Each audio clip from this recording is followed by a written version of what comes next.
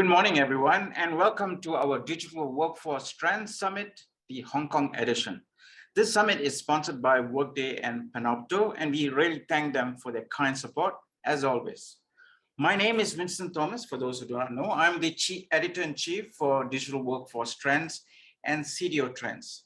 And today we are really happy to see HR leaders and other functional and C leaders joining us for the summit. And this highlights a shift in what we have been seeing in the HR practice, and as well as the focus of the HR department. With the pandemic and the critical talent issues that face us across the region, it is crucial that we see HR becoming more strategic. But this also means the operational part of HR needs to become more automated and self-service oriented. And part of this scope needs to be also taken over by other functional leaders and business leaders.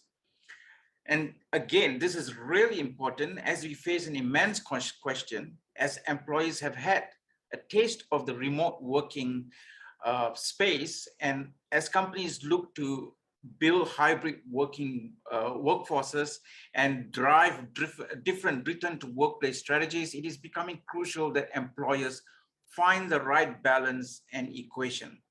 And if they don't, surveys have shown us that employees are not afraid to walk out of the door. So what are the new needs and expectations of your future workforce? This will be the focus of today's summit.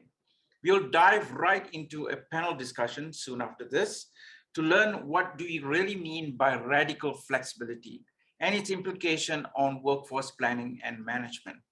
We'll have an KPMG expert look at how to build and manage an anywhere workforce. And after a nice musical interlude, which we call a mind break, we will look at a skills-based route to building an adaptable workforce and the concept of skill ontology. And we'll end with a look at the problem statement on what's stopping HR from being strategic. We have lots to cover, and we're excited to have foremost HR leaders from across different industries to join us. I'll also end by saying that this summit is about you. We want you to get engaged in the conversation. So please use the Q&A button that you see at the bottom to ask us. And even send in your comments, we are open to that. The moderators and speakers are looking forward to answer these questions, either during the discussion or even offline. Lastly, please keep note that we are inviting our HR leaders today as thought leaders. Please do not take their comments or viewpoints as representing their companies. Rather, they are here to share lessons and insights that we will all appreciate. Now, without much ado, let's begin our first panel discussion. And yes, you'll continue to hear my voice as I'll be your moderator. The topic is radical flexibility. More importantly, what they forgot to tell you about managing autonomous employees. For the next 40 minutes, we will look at how employees are asking for freedom and how and where they want to work. Some are also defining how much work they are willing to do. But are Hong Kong companies ready? And what can HR leaders and organizations as a whole support such radical flexibility, or if at all? To lead us in this discussion, we have three HR leaders. First, we have Ruth King, Group Head of Human Resources from Bloom and Grow. We have Gwen Lockington, Head of HR Asia, National Basketball Association. And lastly, we have Samantha Buttle, Head of HR for Asia, DLA Piper. Thanks, ladies, for joining us. And before I begin, again, I would like to highlight, please send in your questions via the Q&A button at the bottom. I'm happy to pose this to the panel. Please keep those questions topical and not political, and feel free to come in with any of your comments that you have. Let's begin with the first question. I'll pose that to Gwen. Hi, Gwen, and I hope you're having a lovely day. Good morning. Morning. There is a rising calls by employees to set their own schedule and pace. Everybody had a taste about what remote working is all about. Some people have a hazy idea of what hybrid working should be. So while companies are trying to find the middle ground, how far are we from achieving this kind of flexibility? Well, good morning, everyone. It's great to be here with you today. As Winston mentioned, I'm head of HR for Asia for the National Basketball Association. So maybe quite a different industry than many Hong Kong companies. But I think we're all in this journey together in that there's definitely been a shift over the last 2 years. And, you know, if anything, the pandemic has shown that employees can work from home. We can be productive. The business can continue to thrive and grow. But I'm not sure if it's become the new norm quite yet. I think there's a variety of opinions and perspectives from, you know, some organizations and leaders just waiting to go back to, you know, what they deem is the normal. So going back to being in the office all day, every day, and, you know, FaceTime really being the measure of productivity or contribution. On the other side of the spectrum, I think there's, you know, organizations and leaders who have seen some different possibilities and realize that with that flexibility, potentially we have even greater access to talent and contributions, and it really doesn't matter, you know, where we are. And so I think a lot of that is driven at times by the company culture, maybe a bit by the industries that we're in. I've often seen it's also really driven by the leaders. So I think we've started that journey, but from my perspective, we're in very different stages. I've had the opportunity to work in 2 organizations during the pandemic with quite different experiences, even though both organizations were in the media space and both were US companies. And so with one organization, pretty much immediately really embracing flexibility and, you know, very soon after the pandemic started, stating the organizational policy and laying it out for employees globally. And then I've also been with another organization who's a little bit more in the middle and who's, you know, being really thoughtful about utilizing the office, but feeling it's an important part of our company culture for the future. So I think it's early days, which means it's an exciting time for us in HR. Thank you, Gwen. And before I go down to Ruth, I just wanted to ask a bit more on what you mentioned. We'll be talking later on about processes and issues that we face and leadership support. But culture, you brought out culture right up front. How important is culture if there's going to be a support for flexibility? Yeah, and to be specific, when I'm referring to culture, I'm really referring to the company culture. So it's, you know, how do we interact together? How do we get things done? And, you know, as we know, as HR professionals, many times these are kind of the unspoken norms. And the organization that I work for now is a very relationship-driven culture. It's a culture where you need to have FaceTime with people in order to get things done. So traveling back to New York is a really important part of what we do multiple times a year to make sure that the initiatives we need for Asia Pacific are top of mind. And so just for example, not being able to do that for the past year and a half has been quite challenging. So I do think the company culture is a huge part of what will drive this type of flexibility. And it's also, you know, really drives the leadership perspectives and how they'll work. So I think it's a huge factor. Thank you, Gwen. And moving to you, Ruth. Ruth, you're coming from a very different industry and it's going at a different pace. So how far your company and your organization from achieving the kind of radical flexibility that everybody seems to be reporting about? Okay, great question, Winston. And I'm sure everybody wants the golden answer. So all I can do is share my experience. Good morning, everybody. Fantastic to have the opportunity to FaceTime, talk to you and connect as HR professionals. I think following up on Gwen's comment, let me first of all share that I've worked for both global, international, big companies and also small, local, mom and pop, family type businesses. And I think a lot of the underpinning opportunities and challenges could stem from culture. But I would stretch that culture meaning out, not just company culture, but also the culture of the countries. I'm currently covering 10 locations worldwide. So we've got London, New York, China, Australia, Singapore, Malaysia, Indonesia, and so on and so on. So the cultures of the communities of the countries are really quite different. And that has a distinct impact, I think, on people's attitude, their mental openness or not to work long distance or to work from home.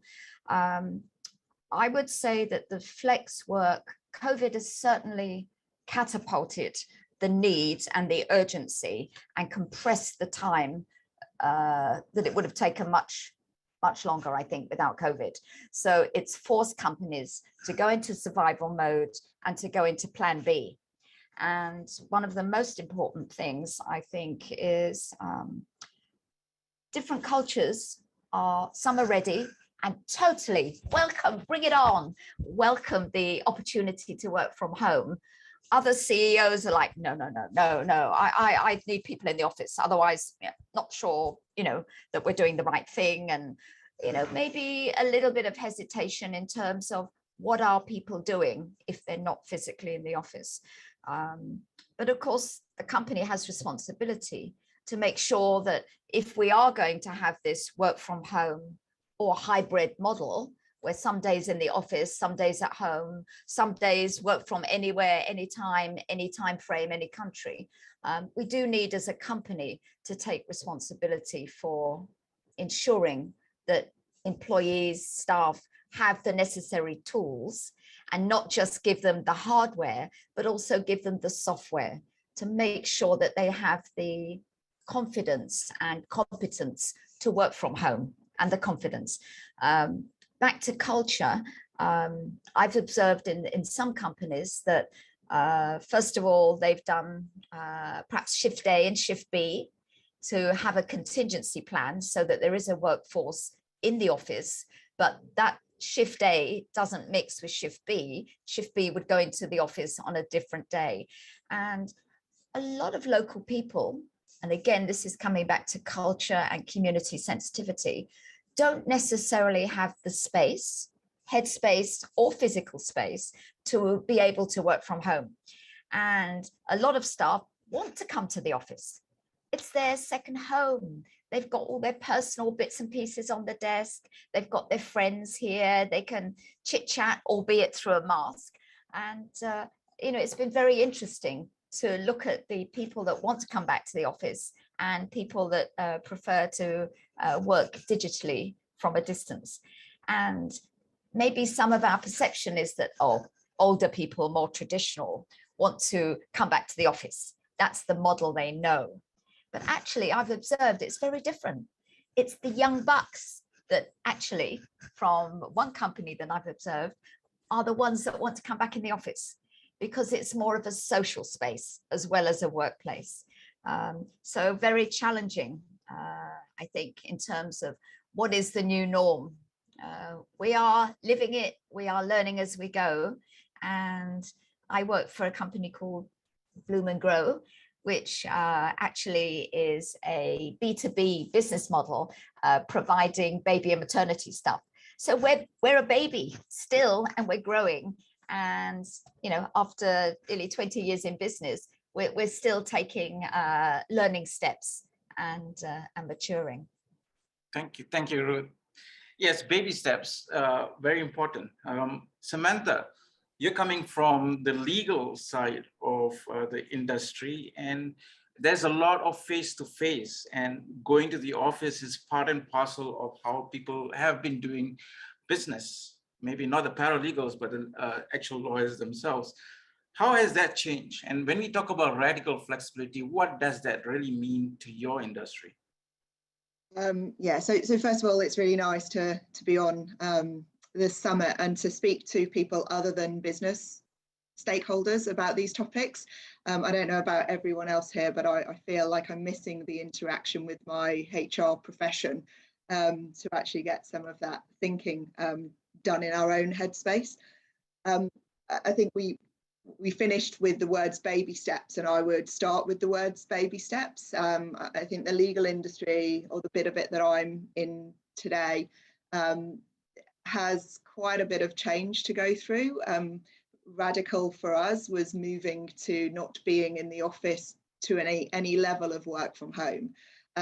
So I think as we, and I've seen, and I've worked in other industries, I've been in banking, I've been and have been lucky enough to be in organisations that have worked with a lot of flexibility, a bit like Gwen. I've been in 2 different organisations during COVID. And I think the challenge is that FaceTime is a big part of how people work. The issue with setting your own schedule and pace means that we are changing the model from how do we put people into buckets, and how do we treat people as individuals. I think for the legal industry particularly, that's a challenge, because it's got still quite a set structure around the levelings of where you get to, how long you have to work at a certain level before you get a different title. So that ability to step into the unknown, to have less formal policy that guides every decision that's consistent across everybody, is really tricky, I think, when we talk about radical flexibility, because what we're actually saying is trust everyone. You say schedule and pace, it's trust everyone to come in and work the hours they want to work, but get the job done. Trust people to work at their pace, not your pace, and get the job done. Now, I don't know for other industries, but definitely in the legal industry, that's not how the industry works. The partner, the client sets the pace, the client sets the schedule. So on the one, it's a real struggle, because on the one hand, we've got this client demand environment, this need to be responsive, be reactive, internal clients as well. If you're in the business services side, like I am, when the partners and the fee earners want something, you are jumping to try and respond. Weighed against this, which we've seen as well, this desire to be in control of my own schedule and how I work. So I think we've got quite a bit of work to do. We have been work from home for the last few months in Hong Kong, which was new for us. The whole office went to work from home. And interestingly, we've seen an uptick of 3.5% in our utilisation productivity levels. So it's also nice to be in an industry where you get hard measurements on productivity to prove that it can work. Interesting that you mentioned that. And I would like to say, let's take a step back from what we have just heard. The title of today's topic is Radical Flexibility, but actually what they forgot to tell you about managing autonomous employees. So this is like a hindsight. So right at the beginning, I'd like to see what we have learned over the last 2 to 3 years. Maybe Gwen, you can start the discussion. What did they forget to tell you right at the beginning? And what have you learned after 2 to 3 years of going through the pandemic? It's still a little even surreal to me that we're in a pandemic. I mean, almost in a way, I keep waiting to, wake up and realize that the last, couple years were a dream. But it's been fascinating, just because it was nothing that we had a chance to prepare for. And as HR professionals, we all of a sudden found ourselves talking about health protocols and almost, making guesses as, in terms of safety and social distancing and mask wearing. And, we certainly had, country governments helping us with that and medical professionals. But let's be honest, a lot of it was our best guess at the moment. And we've had to be, really, really agile.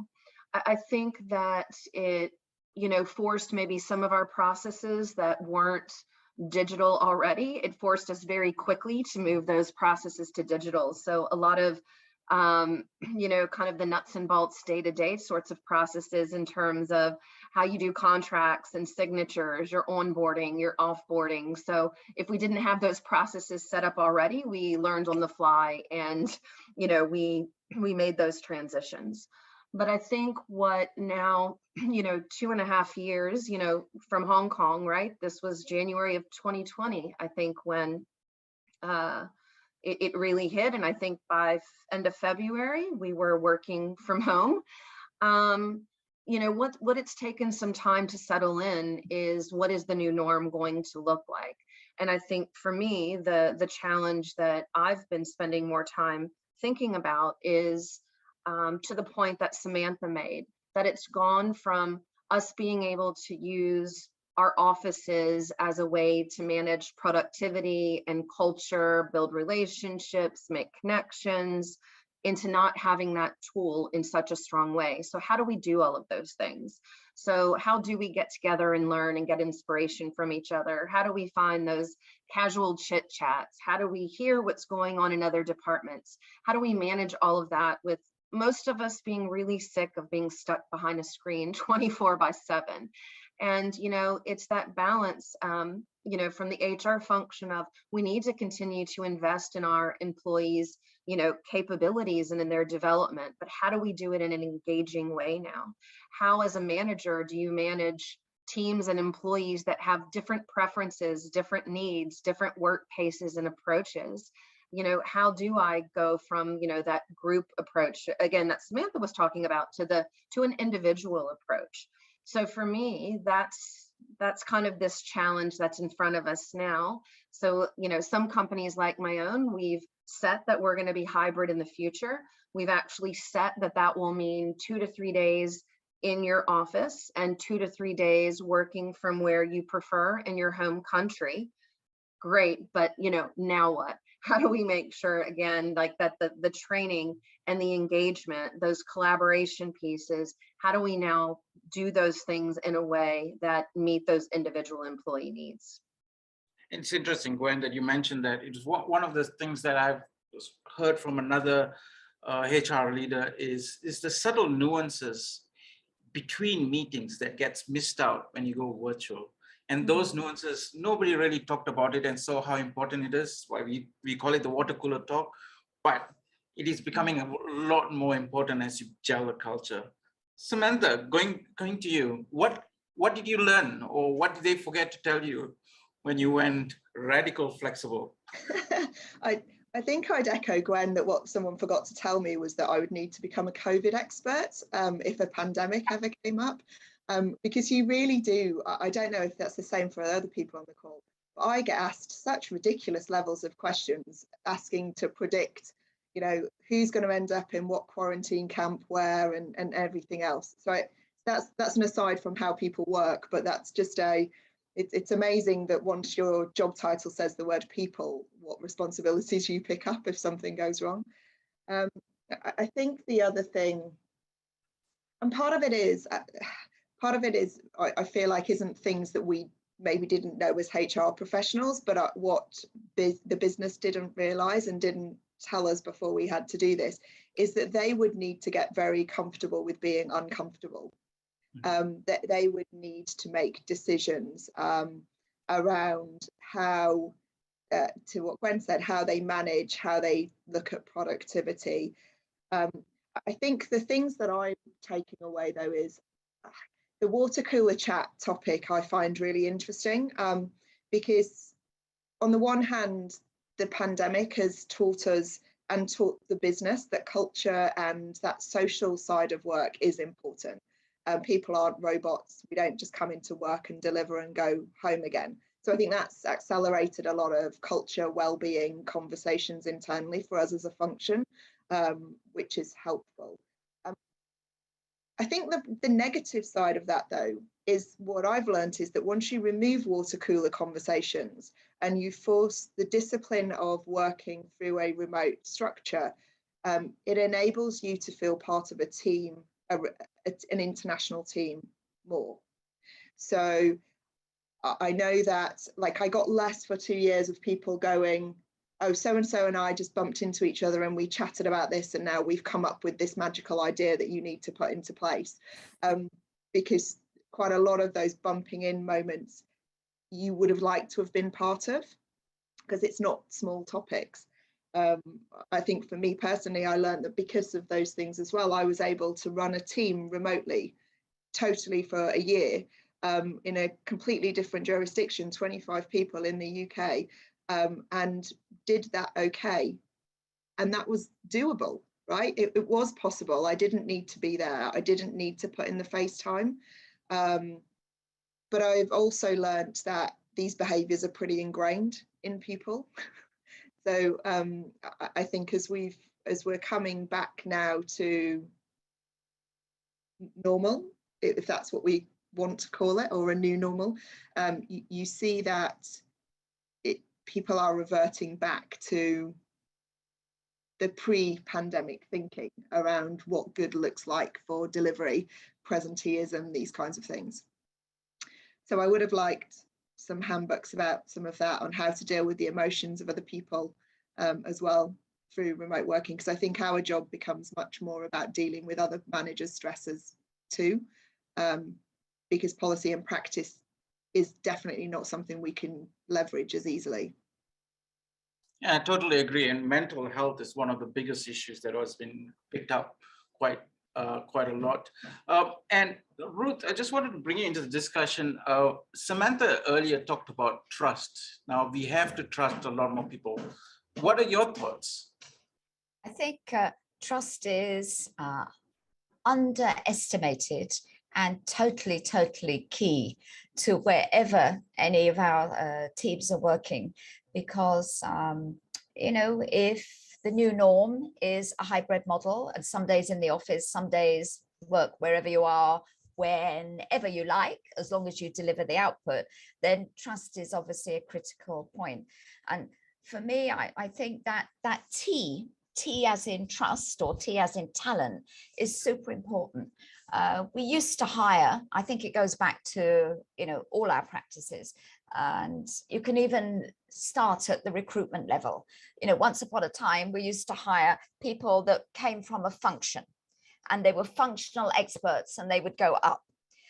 Now we're looking for people that have skills that go across, which is why I say, you know, T people. That goes back to the agility. I think what they forgot to tell HR was you need to be super agile, even more than norm. You need to become a counselor, a wellness coach. You need to think about the commercial implications and how do we measure and track results.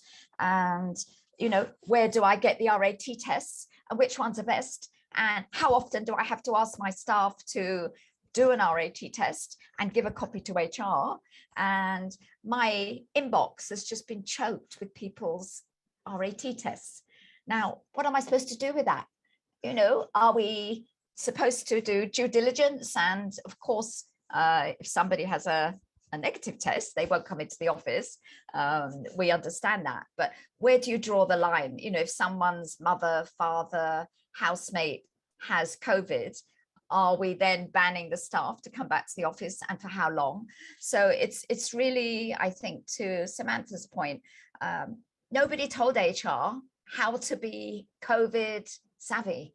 There's no policy, there's no handbook, there's no process. It's really learn, and learn quick, and reiterate. I think that's what we've had to do.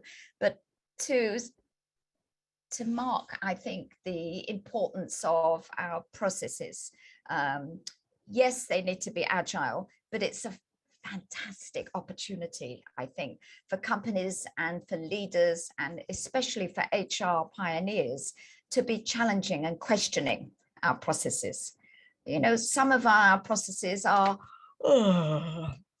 pretty antique, and this is a fantastic opportunity, I think, for HR to step up to the plate and start thinking 360, thinking strategically. And you know, if people are working remotely, yes, we can still track their performance. Yes, we can measure the output. Yes, we can give people KPIs. And with those KPIs becomes recognition, incentive, perhaps bonus, perhaps promotion. So I think it's really important also that it's not just about the results. As Gwen and Samantha have both talked about, relationship. We are not machines. And I think the water cooler chit chat and the gossip and the friends and the sharing is absolutely important. One of the things we do regularly at Bloom and Grow is what we call pulse checks. No, it's not to check if our staff are still alive. We know they're alive and doing well. Thank you. But it's to see how are they doing, to check the pulse of, are they struggling? How can we help? And have they got any family stresses and strains? We're a family supportive, friendly business. And that's what I think has given us our very stable long-term workforce. But again, you know, when we're bringing in new people, that is a nightmare. It's a huge challenge to do remotely. And I have a real live case on hand now. We are about to bring on 2 new senior people to our company, and they are based in Shanghai. Woohoo! Shanghai is in lockdown. How on earth can I make sure that we connect these senior people and they get the culture, the values from a remote distance? So I can't tell you how many hours I've scratched my head thinking about how can we optimize their onboarding experience and make sure there is that engagement. So from RAT tests to care packs to pulse checks to team meetings, one-on-one meetings, we put everything in the pot to see how we are able to connect. Winston, just on the trust thing, what I also, sorry, just to jump back in, but what I learned from myself as well is that as a profession, we know trust is important, but then as soon as we try and deal with something, we don't trust people. So it was really interesting in my own head that as soon as we started thinking about how do we control COVID, so you need to not come into the office if you're positive and you need to do a RAT before coming in.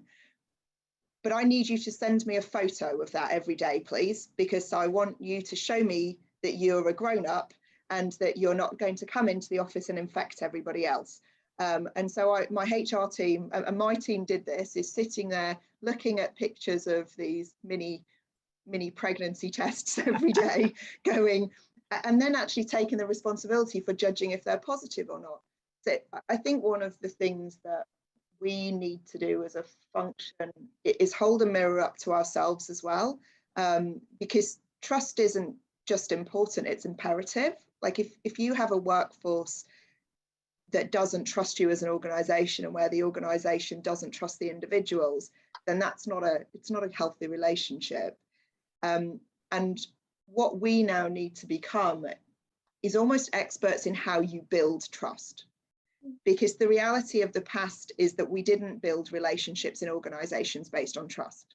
We built relationships in organizations based on policies, practices, being very clear on what you had to follow, and almost this sort of parental, do this, do that, wear this, behave this way, say that thing. Now we're flipping to an environment where we shouldn't really be doing that in the same way. If we're trying, how do we change that? That's been the way we've worked for years and years. And that switch doesn't just flip. So what can you learn? What can you teach people? How do you incrementally, slowly build those trust relationships to enable this ability to be radically flexible? I think it's just my thinking as Ruth was speaking. May I jump back in there? I think, you know, having gone through a very similar thinking process and observation, obviously company culture is super duper important. And if that trust is not embedded, then it is a challenge to build that in. And one of the things we added on to one of our corporate values is the word accountability, whereby we expect and we request and we support people to be accountable. And as Samantha said, grown up, you know, in terms of accountability, what they need to do, when they need to do it by. And we actually have put that in as a high percentage in our yearly KPIs. So we've got a mixture of 70%, which will be based on, let's say, work results, and 30% based on our company values. So 30% of somebody's bonus could be quite a serious consideration, because we really want to have not just a stick approach, but a carrot approach to encourage, to support people to do the right thing. And, we're constantly talking about our company values, and everybody has a different interpretation in a different language of that. So how do we explain accountability? And we perhaps could explain it as owning your own future, taking accountability and owning your own career, your own results, your own income, your own bonus, your own learning and development opportunities. And, back to looking for T people, I think it goes back to recruitment. Instead of the old model that a lot of HR people are still using when we recruit, it's looking for people with that agility. Not just are they mobile in terms of where we could send them geographically, but do they have the mental agility to rock and roll as industry and business demands these days? Good point, Ruth. And yes, I think everybody is searching for that mental flexibility or mentally agile employee. Gwen, bringing you into the discussion, we have talked about having an anywhere, anytime workforce, flexible workforce. But how does it, what needs to be different in terms of our approach to workforce management or workforce planning? Yeah, I think that, while the pandemic, as we just talked about, has certainly challenged us as an HR profession, I think there's so many things that haven't changed, though. I mean, at the end of the day, our profession has a tendency to be a catch-all, right? Through my entire career, I've been asked loads of random questions about a variety of topics that I had no idea, how to answer. But, we try to make those connections. We try to, help people get to the right answer through those relationships. I think for me, at the end of the day, so many things haven't changed, just in that, where I see the HR function really adding value is really connecting what we need to do as a company and an organization with our employees' strengths. And so it's really allowing people to do their best work, which, I think ties into the question that you're answering. And I think that some of the ways that you do that is really going back to basics. It's, what am I here to achieve? What is the key focus of my role? What are my KPIs? That needs to be the measurement tool of how Gwen is performing. And so I think it's just going back to some of those disciplines. But as, Ruth and Samantha were pointing out into the last question, we no longer have either the guardrails or the chains of some of those old ways of workings, of those policies. We now have the freedom to establish new ways to do it, where those concepts of trust and accountability and all of those things come in. But that's a new muscle for us. As employees and leaders, we haven't really known how to work in that way. And so all of those will be important as we figure out how to work flexibly, but in a successful way, and ultimately, allowing our businesses to grow. I think it's interesting as well, Gwen, isn't it, that you used a word when we talk about anywhere and anytime and going back to the basics. There's also a reality check point, because we use the word freedom and people want freedom, but I think we all know that freedom requires work permits, and freedom requires registrations to practice certain things, be it banking, be it lawyers, being in other things. You need qualifications to do certain jobs. So it is a bit of going back to that, like, how do we rethink some of those elements? How do we challenge when we're looking at local markets and we're offering things to our employees? There's a reality of, as you say, Gwen, letting people be their best, but within the guardrails of what we're trying to achieve as an organisation. I've had multiple requests over the last months of, can I go and just sit in? I mean, some of the locations make you laugh, and places we don't have officers.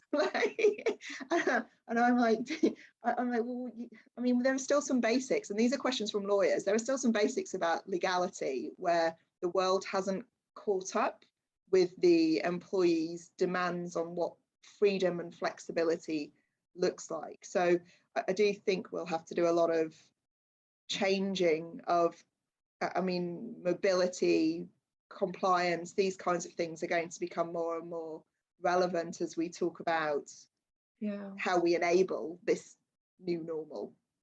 But it's so challenging, I think, in particular for us in Hong Kong, with many of us having family and friends in other countries. Also, many of us having travel as one of the things we love to do in our time off. And so for 2 years, with that being taken away, balancing with what you're outlining, Samantha, of, you know, maybe I haven't seen my family in 2 years, and I'm gonna have to come back to Hong Kong and do 7 days of quarantine. You know, how do we balance all of that, you know, as an organization? Yeah, thank you. I'd like to jump in here, if I may. You know, because our audience is comprised of HR professionals.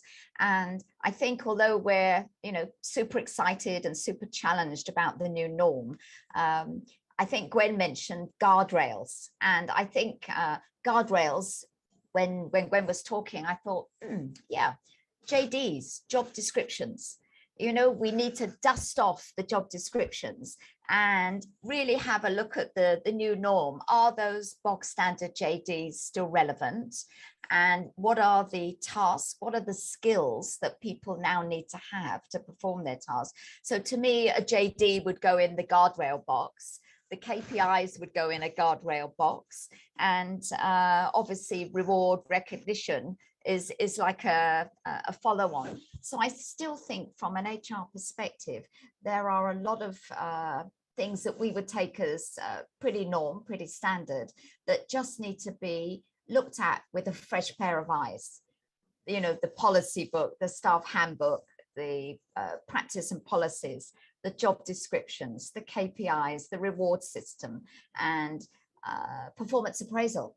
Just because somebody is not seen in the office, you know, how do you fairly and neutrally appraise their performance and their contribution? It's so sorry, I was going to say, Ruth, what comes to mind when you speak about that, though, is it's the mixture of how you take, because a lot of those things tend to be individualistic, right? So we're taking a new approach to employees, which is freedom of scheduling your own individual pace and approach. We're going to then we're looking at individual job descriptions, individual KPI, like you didn't say individual, but that's the normal tendency, right? And I feel that that's and team, big, and group. Yeah, and team. But I think that's one of the big shifts, right? One of the big shifts is how do we focus on output instead of input? Because a lot of what we do focuses on input and all individual output, where I think it's a lot more about how do you make sure you're all working towards the same success factors, and the key results that you understand to be the same thing, and how once people know that, I think it becomes easier to enable this this thing. But it's kind of making sure that's embedded in the way we work versus just sort of this slightly more siloed thinking that I think organizations have had. Absolutely, totally agree. And that's why I think I have spent a lot of time trying to make sure that our KPIs are joint up, because it's not just about the individual. You know, we want that collaboration, not just within a team function, but within 9-10 different countries, within 9-10 different time zones, and of course different cultures. And I think it's an interesting challenge for HR. HR and the organization is perhaps more used to the command and control model. I've got some news for you guys. We are no more in command and control. You know, it's a staff market. We keep hearing about the Great Resignation. And, you know, as I'm sure we all want to be employers of choice, we all want to attract the most amazing talent. And I think it's getting away from that command and control mindset, still having some guardrails, but really empowering the organization and setting people up for success. maybe we should not have a pink background then because of pink slips. I'm just kidding. Again, I'd like to shout out to the audience. We have around 3 to 4 minutes as part of this discussion. If you have any quick questions, please do ask. And we will try to answer, or we will try to take it offline.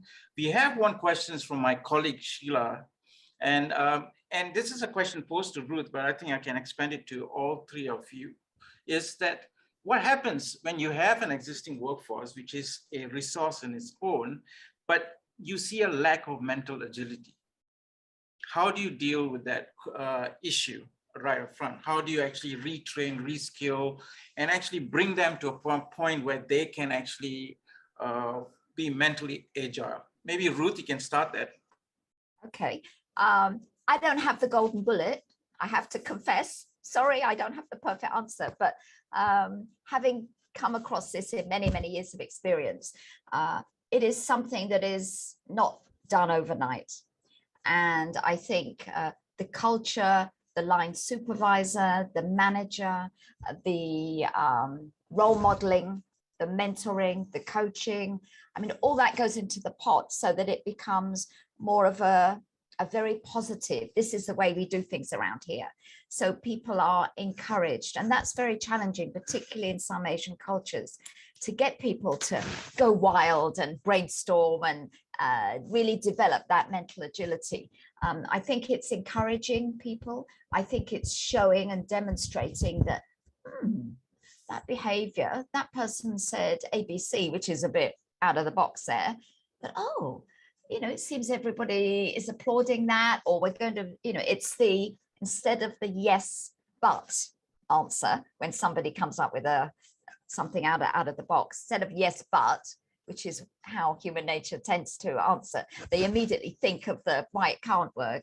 It's the yes and approach, which means that, you know, there's a belief that 20% of what somebody comes up with in an idea, 20% of it could be a genius idea. And, you know, the idea is to build on that rather than kill it.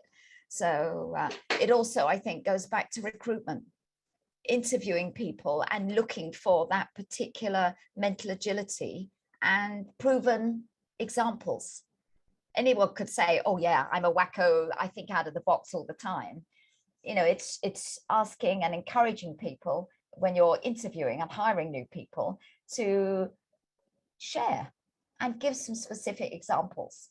And when we have town halls, of course, we're really embracing and highlighting staff that have that agility and have been able to contribute, so that people get the idea that, oh, okay, the company seems to like this type of approach. I'll have a go. I'll be brave. I'll speak out with some suggestion. And we've had some really good suggestions on improving our processes that's come from that kind of approach. Thank you, Ruth. Gwen, what about yourself? Yeah, I think to pick up on what Ruth was saying in terms of in the interview process, I mean, I think there's in a way two parts of it. There's new recruits or people that are joining your organization, and then there's people that have been with your organization. So I think, you know, it's quite difficult when all of a sudden the rules change after you've been somewhere 5 years, 6 years, you know how things work, what's expected. This pandemic's really kind of, you know, shifted things. And so I've started to do a little similar to what Ruth was saying, and in the interview process, talk to candidates that we have a hybrid work approach, talk to them about what that means and ask them how they feel about it. Have they worked in hybrid? How do they like to work? Just at least to get people to start thinking about it. Because I've found that some people can tell you exactly, they've figured this out for themselves, and other people have no idea. And in a way, it's probably because they've never had to do that before. So maybe they come from that command and control approach, Ruth, that you were mentioning. And so, you know, how do we help people develop that? And I think that we know that it's a process. We know that it will be quite individual because my preferences and habits are, you know, a combination of my background and experiences. You know, one of the things that we've started doing at the NBA is we've hired Bravely, and it's a coaching organization, a coaching tool. And we've as part of employees' KPIs, then link their development objectives. You know, a part of that has been, you know, what do you need to be successful in terms of our ways of working? So we haven't mandated that it has to be there, but we have a lot of employees that are using Bravely. So they're using the executive online coaching to help them kind of figure this out. So how do I continue to progress my career? How do I learn these different ways of getting things done across departments? How do I develop some of these skills for myself? I think also, as I've mentioned a couple of times, I mean, in many ways, a lot of the onus is on the managers of these teams. It's having conversations to say, what's working, what's not working, what do you need more of, what can I help you figure out? So I almost think that there has to be touch points across all of, whether it's the employee life cycle or the various touch points of employees, to help them develop that. Thank you, Gwen. Samantha, maybe quick words, because we are reaching our... Yeah, I think the other thing I'd say, Sheila, is you don't need to do it all at once. Like we tend to look at workforce and we talk about the whole organization. I think the reality of any workforce is that you've probably always got some people that don't need to be as mentally agile as other people, because their job is to come in and execute the things that they need to execute. You need them to do that. They're happy doing that, and that's not an issue. Not all employees want to work flexibly. Not all employees want to work remotely. And not all employees want or need to be agile and flexible. So look at your organization and find the pockets that will benefit most from it, or that tend towards it most. Use them to set change examples, and as Ruth and Gwen saying, use those to role model that that's okay. But make sure, I think, still, as you're celebrating that, you're not forgetting to celebrate that some parts of your organization, it's okay to not be radically flexible. Like it's okay if that's not what the job requirement is. It's okay to have 9-to-5 workers that come in and do what you want them to do and go home and live their lives, if parts of your organization need that. And I do think as a function, we tend to think whole when actually we're just really worried mostly about the key talents. And let's also remember there's a lot of organizations that don't need to be radically flexible because they work in industries that that would be dangerous. So I think it's that would be my last thought on that. Thank you, ladies. For courses. Yes. Thank you, ladies. It's been a real pleasure, and I think we had a really good discussion. We certainly have a lot of questions coming in. Please do keep the questions coming in, and we will try to answer them even offline or over the Q&A button. Certainly learned a lot from you, and hopefully the audience did too. Really, thank you for all your comments. Thank you for having us. Sure, it's our pleasure.